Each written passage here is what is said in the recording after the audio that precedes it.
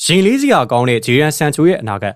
ဂျေရန်ဆန်ချိုရဲ့ကစားသမားဘဝမှာဆန်ချိုကညာချမ်းသာမကောက်ဘဲတောင်မန်ကိုပါတေချာလေးကစားနိုင်နေသူပါနံပါတ်10နေရာကိုကစားနိုင်ပါသေးတယ်ဒေါ်မကစားခဲ့တဲ့ပွဲတွေဆိုရင်အသင်းကဂိုးအရန်လိုလာနဲ့ဆန်ချိုကဘဲချမ်းအောင်ထွက်ကစားပြီးတော့တခါလေးမှာညာချမ်းအောင်ရှေ့တက်နောက်ဆင်းကစားနိုင်ခဲ့တဲ့အထိပါဆန်ချိုရဲ့အားသာချက်ကတဝူးချင်းကြော်ဖြတ်နိုင်တာတွေမကပါဘူးဖြတ်တင်မောတွေဂိုးသွင်းတာတွေတည်ငြိမ်တာတွေတောင်မန်တိုက်စစ်မှုတအူးမှာရှိခဲ့တဲ့တာတွေအားလုံးရှိခဲ့လို့တော့မပြောလို့ရပါတယ်ဒီကစားသမားကို Manchester United အသင်းကခက်ခက်ခဲခဲစူးစမ်းပြီးတော့ခေါ်ယူခဲ့ရတာပါဒေါ်မွန်သင်းနဲ့200ဒီအပြောင်းရွှေ့လောက်ပေမမတ်စူးစမ်းခဲ့ရပြီးတော့မှဒီကစားသမားကိုခေါ်ယူခဲ့ရတာပါဒါမဲ့လေ United ရဲ့ရဝိုးနှင်းမှာတော့ Virus လိုမျိုးပြန့်နှံ့ပြီးတော့အဆင်မပြေခဲ့တဲ့ဆန်ဂျိုကဂျာမန်မြေကိုအငှားပြန်ပို့ခဲ့ရတယ်လို့ Chelsea အသင်းထံကိုပါအငှားထွက်ကစားခဲ့ရပါတယ် Chelsea အသင်းမှာအထိုင်ကျဖို့အတွက်ညှိနှိုင်းမှုတွေအဆင်မပြေခဲ့ပေနဲ့ဆန်ဂျိုလက်လွတ်ဖို့ပဲ Chelsea ကဆုံးဖြတ်လိုက်ပါတယ်လို့လည်းသိရပါတယ်ဆန်ဂျိုကအငှားလာကစားတဲ့ဒီတရားဒီအတွင်းမှာပြိုင်ပွဲစုံ42ပွဲမှာ9ဂိုးသွင်း10ကြိမ်ထိဖန်တီးမှုပြုလုပ်ထားနိုင်ခဲ့ပါတယ်။ရန်ကောင်းတော့မဟုတ်ပေမဲ့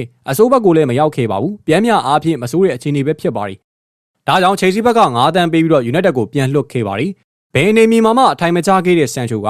United နေမီကိုပြန်ဖို့လေလမ်းမရှိတော့တာကြောင့်မလို့အခုဆိုရင်တော့သူပြောင်းရွှေ့ရမယ့်အသင်းကဘယ်စီဘယ်ဝယ်မှန်းမသိတဲ့အခြေအနေကိုရောက်လို့နေခဲ့ပါပြီ။သူ့ရဲ့လားစာအခြေအနေကြောင့်အထွန်းတောက်ဆုံးဖြစ်ခဲ့တဲ့လူငယ်တယောက်ဘယ်ကိုရောက်မလဲဆိုတာရင်လေးကြပါပဲ။